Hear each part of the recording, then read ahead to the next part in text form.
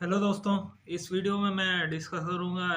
एक फिजिक्स के in fact quantum mechanics के टॉपिक के बारे में जिसके बारे में मैंने पढ़ा था। उसका मैंने नोट्स बनाया है अपना इंटरप्रिटेशन का, मुझे जो समझ में आया तो वही मैं आपको समराइज करके बताऊंगा।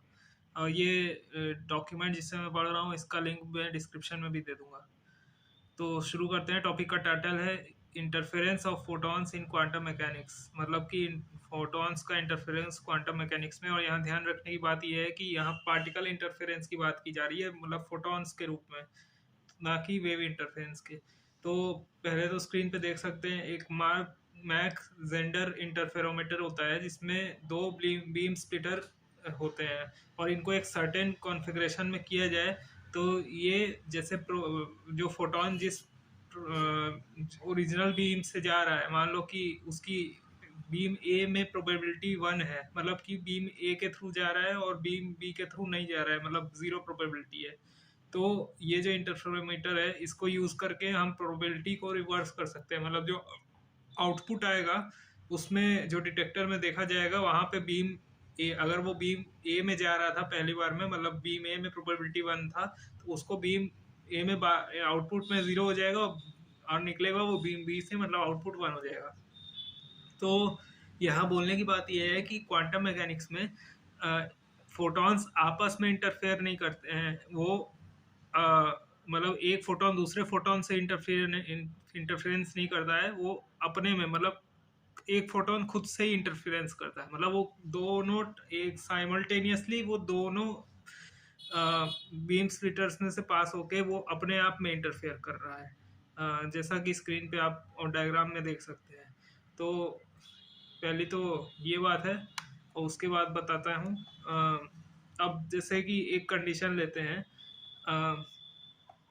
ये जैसा कि मैंने बताया कि अगर बीम बी से मान लो कि एक फोटोन पास हो रहा है तो वो बीम ए से आउटपुट में प्रोबेबिलिटी 1 से जाएगा। अब अगर बीम बी को ब्लॉक कर दिया जाए पहले बीम स्प्लिटर के बाद में, जैसा स्क्रीन पे देख सकते हैं,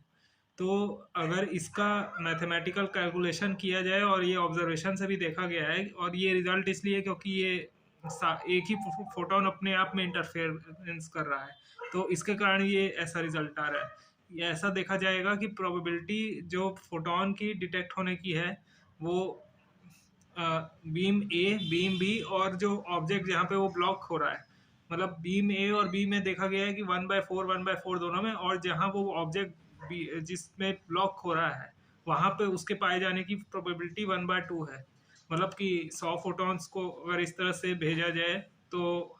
1/4 बी में, बीम बी में, और जो यानी कि 25 और 1/2 यानी ऑफ 100 यानी 50 फोटॉन्स उस ऑब्जेक्ट जहाँ ब्लॉक हो रहा है वहां पे पाए जाने की संभावना है। तो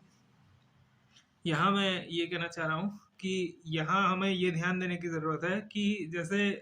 जब भी हम इस बात को काउंटर इंट्यूटिव देख सकते हैं कि जब बीम बी से पास होने के बाद आउटपुट में बीम ए में 1 था और बीम बी में 0 प्रोबेबिलिटी था, तो जब आप बीम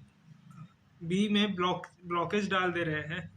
पहले बीम स्प्लिटर के बाद, तो जीरो का तो वो जीरो ही रहना चाहिए, लेकिन काउंटर इंट्यूटिवली देखा जा सकता है कि जीरो के बजाय वो 1/4 हो जा रहा है, यानी कि जीरो से वो बढ़ के 1/4 प्रोबेबिलिटी हो जा रही है, यानी 25% प्रोबेबिलिटी। तो ये क्वांटम मैकेनिक्स में काउंटर इंट्यूटिव है। इसके बाद बताना चाहूँगा एक कॉन्सेप्ट जिसके अंदर इसका प्रैक्टिकल यूज है, जो कि है एलिट्जर वेडमैन बॉम्ब्स ने। ये बॉम्ब क्या होते हैं कि इनके अंदर एक फोटोन डिटेक्टर होता है जो कि फोटोन को डिटेक्ट करने के बाद बॉम्ब ब्लास्ट होता है। अब यहाँ एक प्रॉब्लम मान के चलिए, एक हाइपोथेसिस समझाने के लिए, कि सपोज आपके पास एक नंबर ऑफ बॉम्ब्स हैं जिसमें कुछ बॉम्ब्स चल रहे हैं और कुछ डिफेक्टिव हैं। तो उनको टेस्ट करने के लिए आपके पास एक ही कंडीशन है कि उनको टेस्ट करने के लिए उनके डिटेक्टर में आपको लाइट पास करके देखना पड़ेगा। तो अगर आप इसको क्लासिकल फिजिक्स से करेंगे तो यहाँ तो अगर आप उसके अंदर बॉम्ब में लाइट पास करते हैं और अगर वो वर्किंग रहा तो वो ब्लास्ट होके वेस्ट हो जाएगा। तो ऐसा कोई तरीका क्लासिकल में फिजिक्स के अंदर नहीं है जिसके जो हमारी गिवन कंडीशन है कि फोटोन पास करके टेस्ट करना है और वो बॉम्ब बच भी जाए। तो ऐसा होगा नहीं और वो बॉम्ब वेस्ट हो जाएगा इस तरह से। लेकिन यहाँ पे हम देख सकते हैं ये अगर ये इंटरफेरोमीटर का जो कॉन्सेप्ट था उसको हम यूज़ करें और वहाँ पे बॉम्ब को ब्लॉकेज इंटरफेरोमीटर सेटअप का जो ब्लॉकेज वाला कंडीशन मैंने पहले बताया उसमें बॉम्ब को ब्लॉकेज की जगह पे रख दें, जो ब्लॉकेज हमने एक सेटअप में मेंशन किया था। तो क्या होगा कि अगर वहां पे फोटोन पास करता है, मान लो कि बीम बी में हम लोग उस बॉम्ब को ब्लॉकेज की तरफ पे रख रहे हैं, अगर वो डिफेक्टिव नहीं रहा तो और वो सॉरी अगर वो डिफेक्टिव रहा तो क्या होगा कि वो फोटोन बिना उस वहाँ वो ब्लॉकेज नहीं रहेगा, एक्चुअल में वो वहाँ से वो फ्रीली पास कर सकेगा, जिसके कारण क्या होगा कि सारे बॉम्ब जो है वो वैसे पहले बी में थे लेकिन आउटपुट में वो बॉम्ब बीम ए में आएंगे फोटॉन्स। लेकिन फिर क्या है कि अगर ये वर्किंग बॉम्ब है तो क्या होगा कि क्या पैटर्न बनेगा, 1/2 ऑफ द फोटोन 1/2 प्रोबेबिलिटी रहेगी उस बॉम्ब के वहां पे कलेक्ट होने की, मतलब बॉम्ब वो आई मीन जो ब्लॉकेज है वहां पे फोटोन के पाए जाने की, और वहां पे पाया गया तो फिर वो बॉम्ब फट जाएगा। और लेकिन क्या होगा कि बाकी 1/4 रहेगी डिटेक्टर ए में डिटेक्ट होने की और 1/4 रहेगी डिटेक्टर बी में डिटेक्ट होने की। अब यहाँ पे कैच ये है कि अगर ये डिटेक्टर बी में डिटेक्ट होता है, अगर हमारा बॉम्ब डिफेक्टिव रहता तो किसी भी हाल में वो डिटेक्टर बी में डिटेक्ट नहीं हो सकता था क्योंकि प्रोबेबिलिटी 0 थी। अभी यहाँ पे ये 1/4 प्रोबेबिलिटी आ गई है, मतलब अगर हमारे पास 100 वर्किंग बॉम्ब हैं जिन्हें हमें टेस्ट करना है, मतलब मान लो कि एक सैंपल है जिसके अंदर 100 वर्किंग बॉम्ब है और बाकी सब डिफेक्टिव है, तो डिफेक्टिव तो सारे ए पे जाएंगे,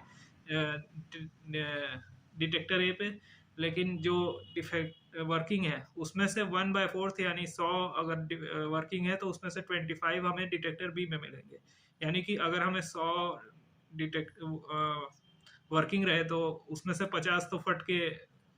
वेस्ट हो जाएंगे, लेकिन और डिटेक्टर ए पे रहेंगे तो बी पे डिटेक्टर ए पे मिले तो पता नहीं चलेगा कि वो डिफेक्टिव है या असली वर्किंग है। लेकिन अगर डिटेक्टर बी पे मिले तो वो वर्किंग भी हो गया और वो फटा भी नहीं। तो यहाँ ये कैच है कि हमें 1/4 प्रोबेबिलिटी की एफिशिएंसी से हम डिटेक्ट कर पाएंगे बॉम्ब को बिना फोड़े और चेक कर पाएंगे कि ये बॉम्ब वर्किंग भी है, और जो कि ये क्लासिकल मैकेनिक्स में किसी भी तरह से पॉसिबल नहीं था, लेकिन ये क्वांटम मैकेनिक्स में पॉसिबल हो पाया है। और जहाँ से मैंने देखा है ये MIT के ओपन सोर्स लेक्चर्स हैं क्वांटम मैकेनिक्स के। तो वहाँ पे जो इंस्ट्रक्टर था उन्होंने बताया कि वैसे तो ये 1/4 यानी 25% प्रोबेबिलिटी है, लेकिन एफिशिएंसी है, लेकिन ऐसे भी तरीके निकाले गए हैं जिससे 99% एफिशिएंसी तक इस मेथड से आप डिटेक्ट कर सकते हैं। तो ये मेरा लर्निंग था इस लेक्चर्स में। अगर आप मुझसे जुड़ना चाहते हैं तो मेरा नाम हर्षित, वाराणसी से हूँ मैं, वाराणसी इंडिया। और किसी को साइंस टेक्नोलॉजी इन चीज़ों में इंटरेस्ट हो तो मेरा डिस्क्रिप्शन में कॉन्टैक्ट डिटेल्स दिया है, वहाँ से आप मुझसे कॉन्टैक्ट कर सकते हैं, और बाकी का नेसेसरी डिटेल भी डिस्क्रिप्शन में दिया हुआ है। Thank you.